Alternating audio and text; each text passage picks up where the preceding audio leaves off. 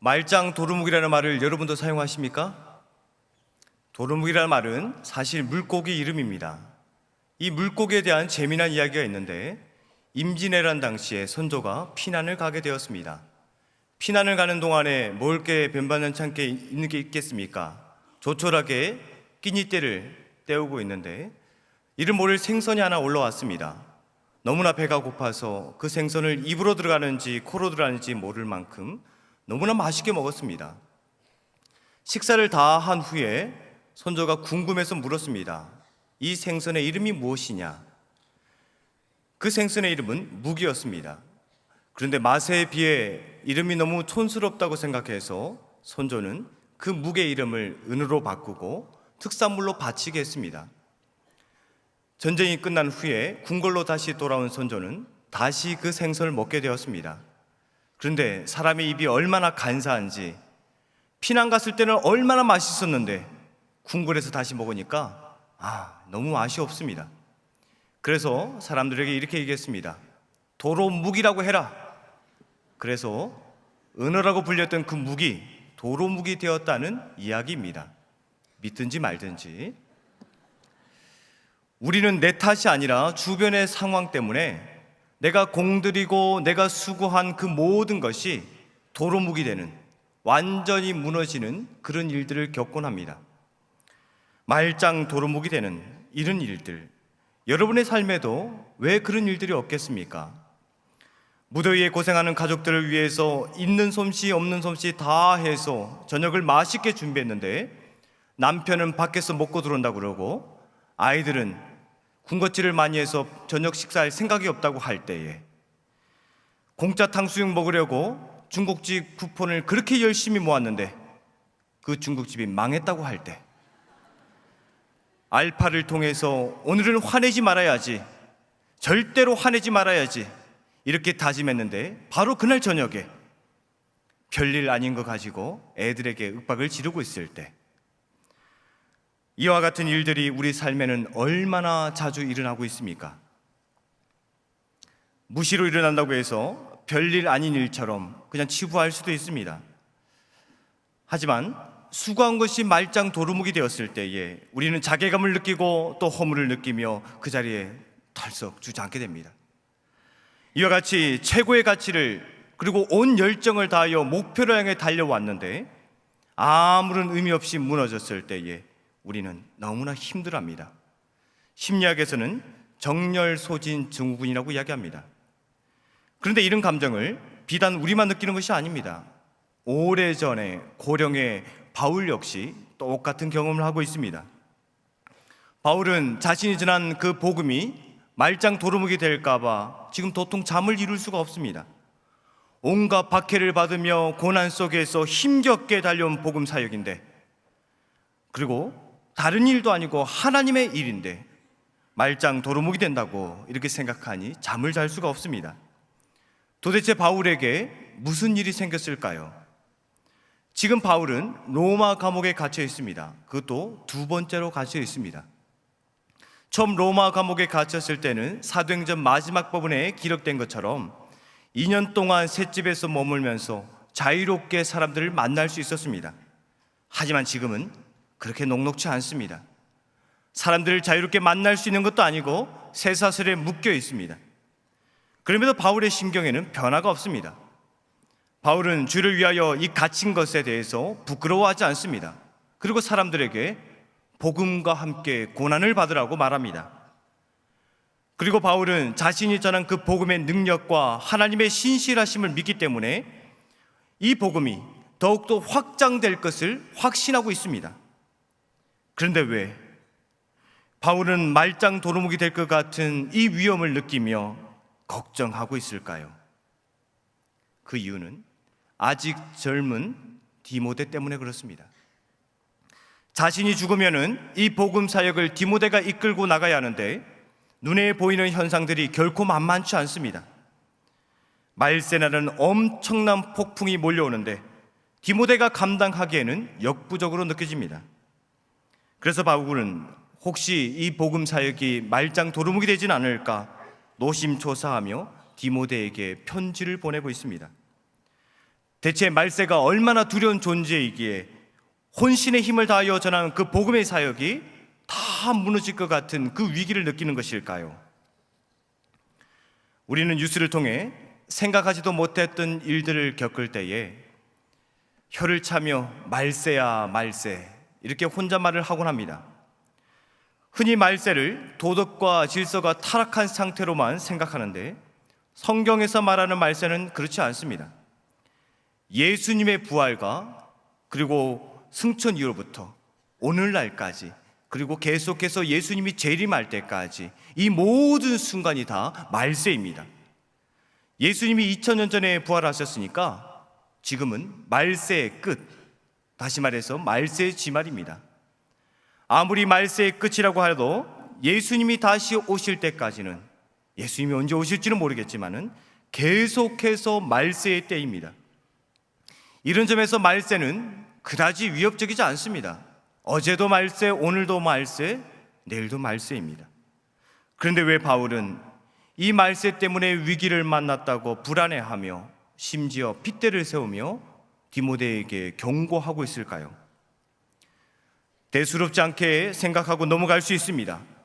바울은 이렇게 북받쳐서 말하지 않아도 됩니다. 하지만 바울은 이 말세의 심각성을 잘 알고 있습니다. 그 말세가 그렇게 위험하다고 느껴지는 이유는 고통의 때라서 그렇습니다. 얼마나 괴롭고 아프길래 고통이라는 말을 사용했을까요?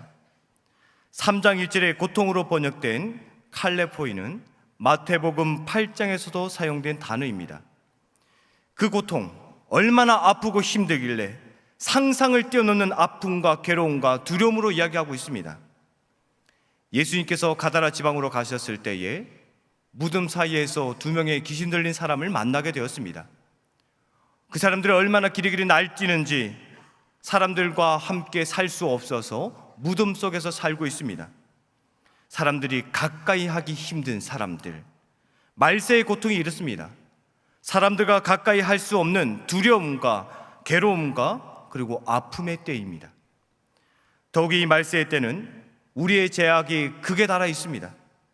죄된 인간의 본성은 복음과 완전히 적대적입니다. 그래서 바울은 이 말세의 때에 젊은 디모데가 이겨낼 수 있을까? 우리 디모데가 이겨낼 수 있을까? 혹 복음이 말짱 도루묵이 되진 않을까 염려하고 있습니다. 바울의 염려를 보며 아무리 말세라고 할지라도, 아무리 인간의 죄악이 극심하다고 할지라도, 아니 우리의 모습이 그렇게도 악한가 쉽게 이해가 가지 않습니다. 많은 사람들이 선하게 살고 있는 것 같지만 아담 이후 모든 사람들은 하나님을 상실한 채 자기 자신이 주인이 되어 살아가고 있습니다. 때문에 어느 세대나 인간 모두는 다 죄인입니다. 더욱이 말세의 특징은 어느 때보다 인간의 죄악이 더 심하다는 것입니다. 바울은 2절부터 5절까지 그 모든 죄악을 19가지나 제시하고 있습니다. 그 죄악의 첫 번째는 자기를 사랑하는 것입니다. 아니 자기를 사랑하는 것이 무슨 잘못이길래? 여기서 말하는 자기 사랑은 소확행, 작지만 확실한 행복을 위해서 자기를 좀 더 아끼는 그런 사랑이 아닙니다. 성경에서 말하는 자기 사랑은 한쪽으로 완전히 치우친, 자기만 느끼는, 또 자기만을 위해서 사는, 철저히 자신만을 사는 그런 사랑입니다. 예전에는 자기 자신보다 나라를 위해서, 교회를 위해서, 이웃을 위해서, 그리고 가족을 위해서 이렇게 사는 것이, 또 희생하는 것이 미덕이라고 생각했습니다. 하지만 요즘은 그렇게 희생하는 사람을 보고 어리석다고 말합니다. 극단적으로 자기만을 사랑하기 때문에 그렇습니다. 자기만을 사랑하기 때문에 이웃을, 나라를, 교회를, 다른 사람을 생각할 때에 어리석다고 이야기합니다. 이런 모습은 마치 고슴도치와 같습니다. 고슴도치의 안쪽 털은 아주 부드럽습니다. 하지만 바깥쪽은 어떻습니까? 바깥쪽은 온통 가시로 다 둘러서 쌓여 있습니다. 고슴도치는 자신을 향해서는 부드럽게, 따뜻하게, 관대하게, 따뜻하게 자신을 보살핍니다. 하지만 남을 향해서는 그 날카로운 가시를 가지고 알잘없이 단호함을 보입니다. 그래서 자신을 돋보이게 하기 위해서, 또 자신을 더 높이 하기 위해서는 다른 사람이야 아무 신경 쓰지 않습니다. 이런 자기 사랑이 더 위험한 것은 모든 죄악의 뿌리가 되기 때문에 그렇습니다. 결국 이 자기 사랑은 돈 사랑으로, 자랑으로, 교만으로, 결국 그 끝은 쾌락 사랑으로까지 이어지게 됩니다. 쾌락은 유쾌하고 즐거움이 가득한 것을 이야기합니다. 아니, 우리 삶에 유쾌하고 즐겁고 재미난 일이 있어야 되지 않을까? 만약 그런 것이 없다면 얼마나 불행하겠습니까? 하지만 이 쾌락이 무서운 것은 우리 삶의 즐거움과 또 유쾌하고 좋은 것만 있는 것이 아닙니다.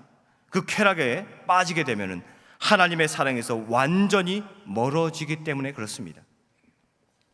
하만을 보십시오. 아수르의 왕이 다른 대신들보다 더 높은 자리에 세워졌습니다. 그런데 자기 사랑이 너무나 커서 유다인 모르드게가 자신을 안중에도 보지 않으며 존경하지 않는 것에 앙심을 품고 그를 죽이려고 합니다. 더 나아가서 유다 민족 모두를 죽이려고 결심하고 나무를 세우고 유다 민족을 죽이는 날까지 정했습니다. 하지만 어떻게 되었습니까?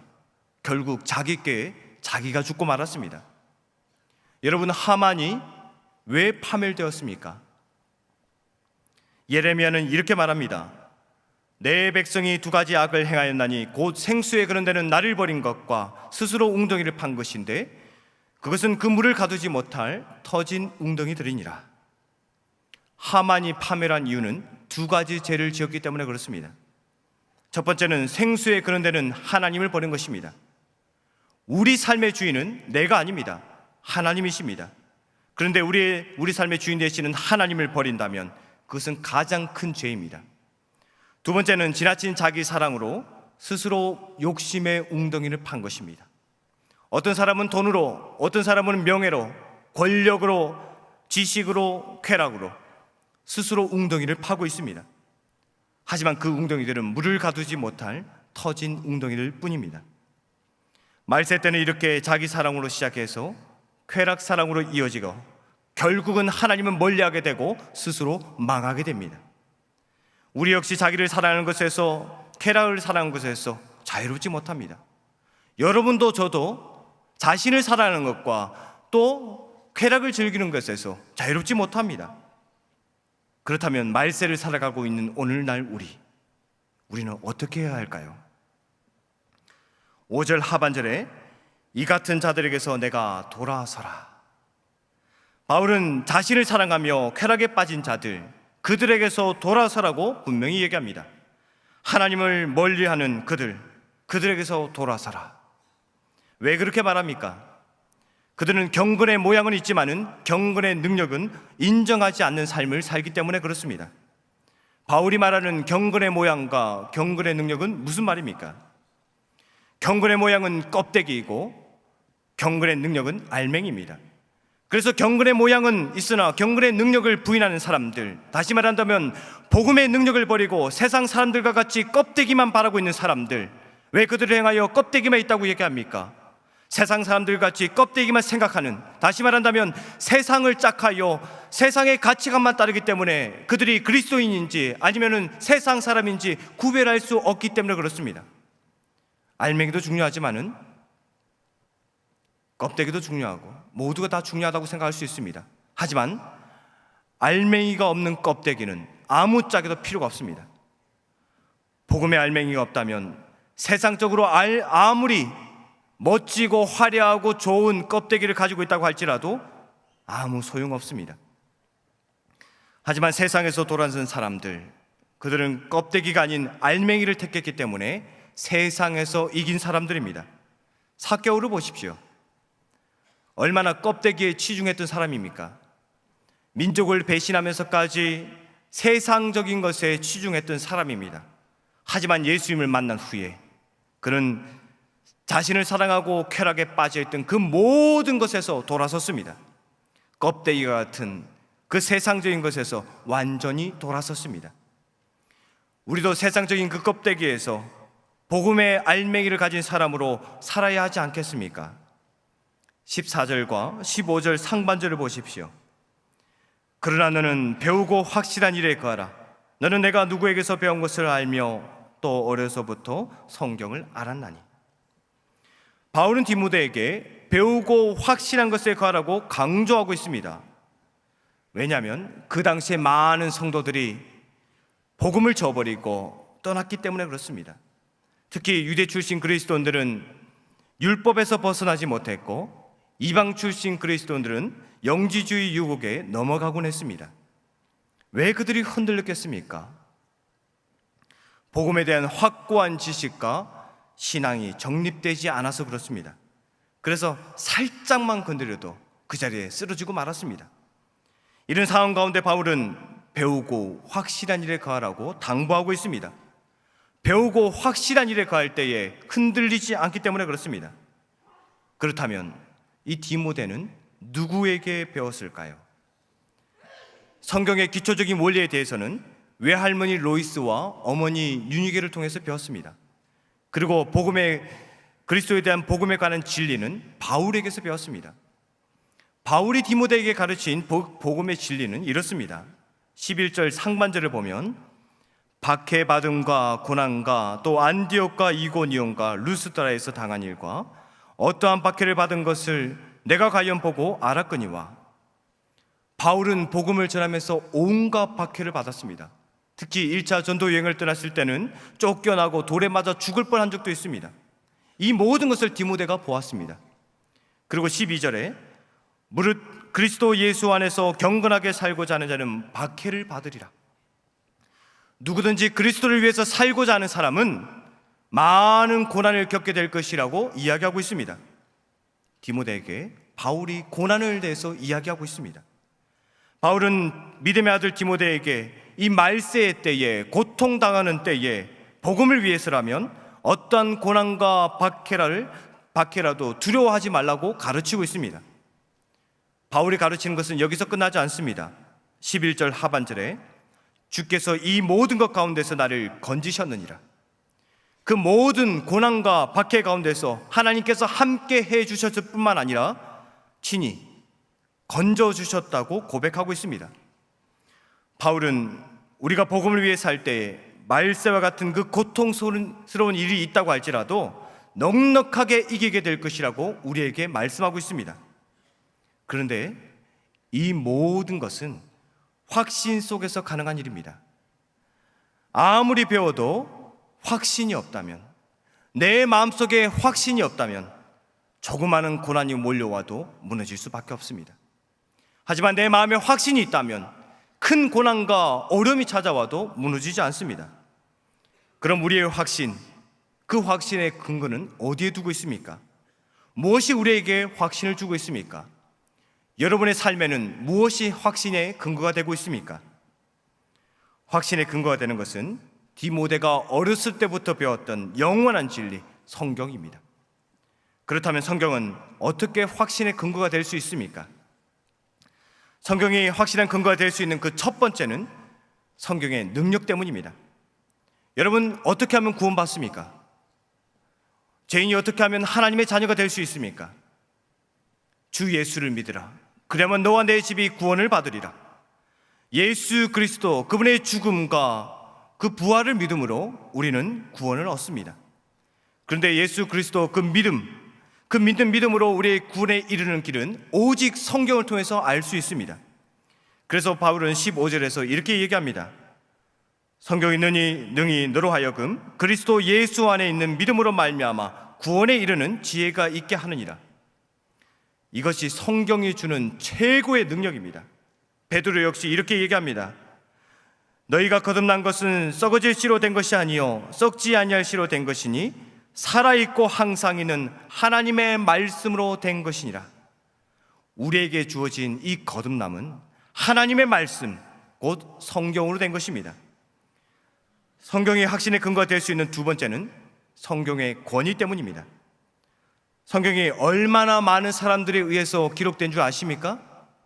성경은 약 1600년 동안 40여 명에 의해서 기록되었습니다. 그것도 나라도 다르고 세대도 다르고 직업도 다른 사람에 의해서 히브리어, 헬라어, 아람어로 이 세 가지 언어로 기록되었습니다. 하지만 그 모든 성경의 주제는 한 가지로 일치됩니다. 바로 예수 그리스도. 어떻게 방대한 사건과 각자 다른 사람이 각자 다른 장소에서 기록했음에도 불구하고 이런 결과가 나올까요? 16절 상반절을 보시면 모든 성경은 하나님의 감동으로 된 것으로, 비록 인간의 언어로 쓰여졌지만은 성경의 저자는 하나님이시기 때문에 하나님의 말씀입니다. 살아계신 하나님의 말씀입니다. 때문에 단순한 이론이나 언어의 행위가 아닙니다. 그래서 히브리서는 이렇게 기록하고 있습니다. 하나님의 말씀은 살아있고 활력이 있어 좌우의 날선 어떤 것보다도 예리하여 혼과 영과 및 관절과 골수를 찔러 쪼개기까지 하며 또 마음의 생각과 뜻을 판단하나니. 성경은 하나님의 말씀으로 살아있는 능력입니다. 그래서 성경은 절대적인 권위를 가집니다. 성경이 확신의 근거가 될 수 있는 세 번째는 성경의 가치 때문입니다. 여러분, 우리가 성경을 좋아하고 또 사랑하는 이유는 성경이 우리에게 유익하기 때문에 그렇습니다. 16절 하반절을 보시면은 교훈과 책망과 바르게 함과 의로 교육하기에 유익하니. 사람들이 방황하는 이유는 어디로 가야 할지 방향을 모르기 때문에 그렇습니다. 하지만 성경은 우리가 어디로 가야 할지 그 방향을 알려주고 있습니다. 이것이 바로 교훈입니다. 그런데 성경이 가르쳐 주는 대로, 보여주는 대로 똑바로 걸어가면 얼마나 좋겠습니까? 하지만 여러분의 그 발자국을 보십시오. 제대로 걸어가고 있습니까? 어디 재미난 일이 없을까? 여기 기웃거리고 저기 기웃거리다가 결국 우리는 길을 벗어나게 됩니다. 이때 성경은 우리에게 책망을 하게 됩니다. 우리가 어디에서 길을 어긋났는지, 어디에서 길을 벗어났는지 가르쳐 줍니다. 그리고 성경은 벗어난 길에서 다시 바른 길로 돌아가게 그 방법을 알려줍니다. 이것이 바로 바르게 함입니다. 또 성경은 지속적으로 바른 길을 가는 방법을 우리에게 알려주는데 이것이 바로 의로 교육함입니다. 이처럼 성경의 능력과 권위와 가치로 말해서 이 모든 것은 누구 하나도 의심할 수 없습니다. 때문에 성경은 확실한 근거가 될 수 있습니다. 바울은 디모데에게 배우고 확신의 근거가 될 수 있는 이 성경에 네가 거하라고 이야기하고 있습니다. 그 이유에 대해서 17절에서 바울은 이렇게 얘기합니다. 이는 하나님의 사람으로 온전하게 하며 모든 선한 일을 행할 능력을 갖추게 하려 함이라. 하나님의 말씀만이 우리를 하나님이 원하시는 바로 그 하나님의 사람으로 만듭니다. 그리고 온전함을 통해 모든 선한 일을 행할 능력을 우리에게 허락하십니다. 이렇듯 하나님의 말씀만이 하나님의 일을 할 수 있는 일꾼으로 세워주십니다. 때문에 하나님의 사람은 하나님의 말씀, 곧 하나님의 말씀 안에 거해야만 합니다. 여러분은 어떻습니까? 여러분은 하나님의 사람이 되기 위해서 하나님 말씀 안에 거하고 있습니까? 하나님 말씀, 그 말씀에 거하기 위해서 여러분은 어떤 태도를 취하고 있습니까? 에스라 7장 10절을 보십시오. 에스라가 여호와의 율법을 연구하여 준행하며 율법, 율례와 규례와 규례를 이스라엘에게 가르치기로 결심하였었더라. 에스라처럼 말씀을 연구하고 곧 먼저 배워야 합니다. 그 말씀을 준행하고 그 말씀에 순종해야 합니다. 그 말씀을 가르치는 것, 곧 전하는 것입니다. 이렇게 배우고 순종하고 전하자니 우리의 삶이 녹록지 않습니다. 하지만 에스라를 보십시오. 에스라의 삶도 결코 평범하지 않습니다. 아니, 참담합니다. 바벨론 포로에서 돌아오니까 예루살렘 성전은 물론이고 예루살렘 성벽까지 완전히 무너져 있습니다. 또 바벨론에서 오래 살아서 그런지 이스라엘 백성들이 영적으로 타락해 있습니다. 이런 백성들을 회복시키기 위해 그는 말씀을 연구하고 준행하며 가르치기로 결심했습니다. 우리 역시 하나님의 말씀의 사람이 되어서 이 땅을 회복시키기 위해서 이 말씀을 배우며 이 말씀에 순종하며 이 말씀 전하는 일에 결심해야 합니다.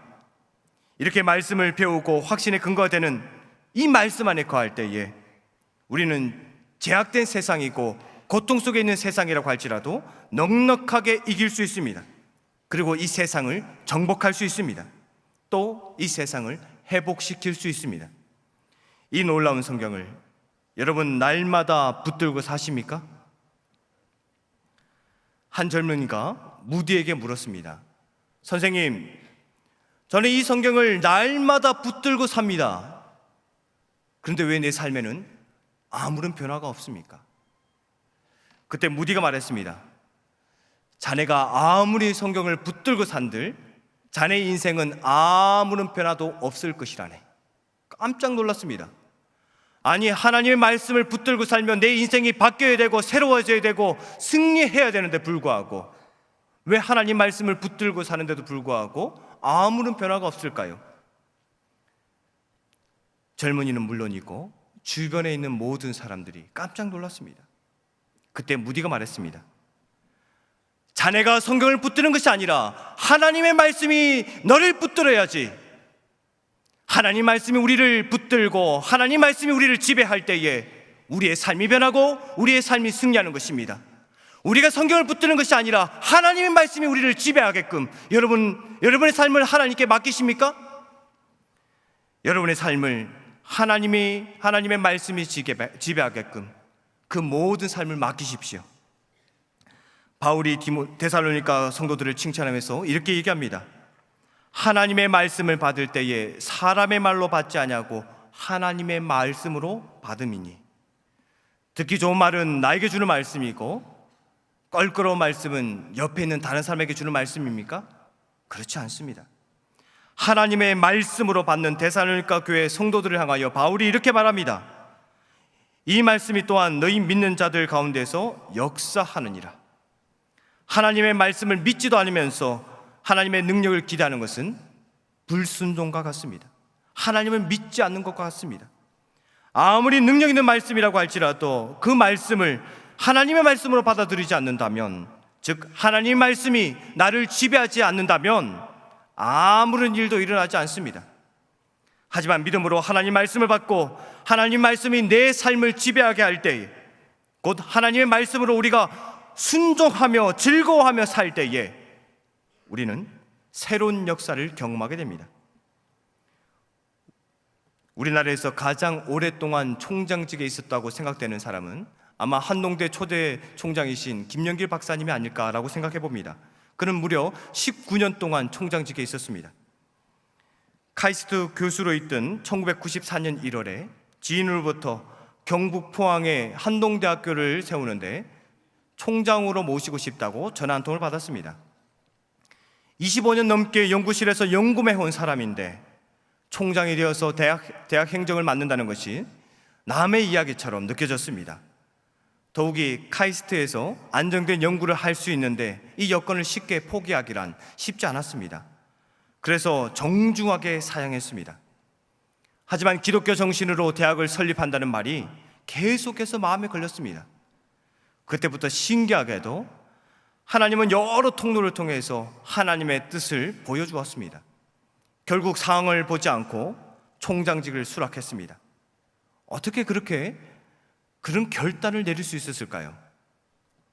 아무리 총장이 좋다고 할지라도 새로 만들어진 총장직보다 카이스트 교수가 훨씬 더 낫습니다. 그런데 어떻게 단박에 갈 수 있을까요? 그는 하나님의 뜻을 따르는 사람이었습니다. 왜냐하면 그것이 그가 배운 믿음의 신앙이고 또 그것이 그가 확신한 신앙이었기 때문에 그렇습니다.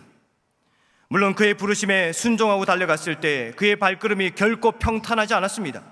초기에 어려운 재정으로 인해서 오해를 받아서 구속되는 그 어려움을 겪기도 했습니다. 하지만 하나님 말씀에 순종하며 담대하게 걸어갔더니 어떻게 되었습니까?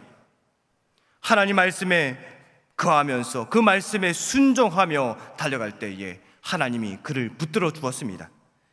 그는 신트로피 드라마라는 책을 통해서 이렇게 고백하고 있습니다. 위기가 닥칠 때마다 하나님은 호흡이 있는 인생보다 하나님만을 온전히 의지하도록 나를 이끌어 주셨다. 환난과 고통이 힘들고 어렵더라도 하나님 안에서는 축복임을 서서히 경험하게 하셨다. 하나님 말씀에 사로잡히자 세상 사람들이 모두 피하고자 하는 그 고난을 축복으로 여기게 되었습니다. 사랑하는 성도 여러분, 풀은 마르고 꽃은 시드나 하나님의 말씀은 영영히 서 있습니다. 세상에서 돌아서 배우고 확실한 일, 곧 하나님 말씀에 거하십시오. 능력의 말씀이 여러분을 붙들 것입니다. 하나님 말씀이 여러분을 지배하여 말씀에 사로잡힌 주님의 참된 제자가 되십시오. 하나님 말씀이 이 땅을 하나님의 나라로 세우는데 복음의 통로로 여러분을 사용하실 것입니다. 성경에 붙잡힌 사람이 되어 한소망의 모든 성도들이 세상을 회복시키는 온전한 하나님의 사람이 되길 간절히 소망합니다. 함께 기도하겠습니다. 사랑의 하나님, 혼탁한 세상을 살아가는 저희들의 삶에는 온갖 유혹이 가득합니다. 저희들의 어두워진 영의 눈을 밝히시어 오직 주님의 말씀을 바라보게 하옵소서. 이제 저희들이 세상의 욕심에서 돌아섭니다. 배우고 확신한 일, 곧 하나님 말씀의 지배만을 받게 하옵소서. 주님의 말씀을 통해 눈앞에 보이는 욕심을 이기게 하옵소서. 혹 세상의 고난과 같은 험한 파도가 덮친다고 할지라도 주님의 말씀에 머무는 곳이 우리의 삶이 되게 하여 주옵소서. 연약한 저희들은 넘어질 수도 있습니다. 하지만 그때마다 주님의 말씀으로 다시 일어서게 하옵소서. 주님의 말씀만 바라보며 말씀이 이끄는 방향으로 달려가는 모든 성도에게 방향을 잃지 않도록 갈 길을 환하게 비춰 주옵소서.